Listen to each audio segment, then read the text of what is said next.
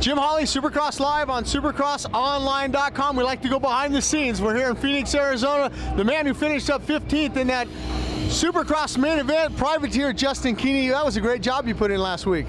Thank you. You know, it takes a lot as a privateer. I mean, tell some of the people that are watching this video, you know, who's helping you out and how hard is it as a privateer to get that bike in that main event? I know you had to come through the last chance race. Yeah, it's been tough as a privateer. You know, you got to worry about places to practice and parts on your bike, and you know, putting all the program together. But luckily, I have some great people helping me out. Frank and Danny Lowers, people at Pappage Construction, Toast Construction, and just everybody that's helping me out. It's just going really good this season.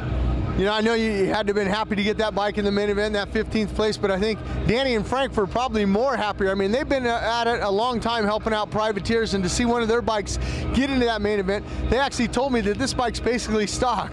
Yeah, I mean, this year, you know, budgets were tight, so we got a stock bike with a pipe on it and some race gas, and we're going racing, and they were totally pumped, and I was pumped, and I'm ready to go this season. You know, how did this all come about with, you know, your sponsors, and how did you meet Danny and Frank Lowers? I know that Danny Lowers is a former law enforcement. He's retired. He just enjoys the sport, as well as his brother Frank. I met him last year on the team I was on with the fire police team, and he was like, hey, I want to do something next year, just the two of us. And I was like, all right. And he's like, my brother's a great mechanic. And I was like, okay, we'll see what he's got. And Frank's an awesome mechanic, keeps my bike perfect, so it's great. All right, you had a couple practices already here. You got one more time practice out there.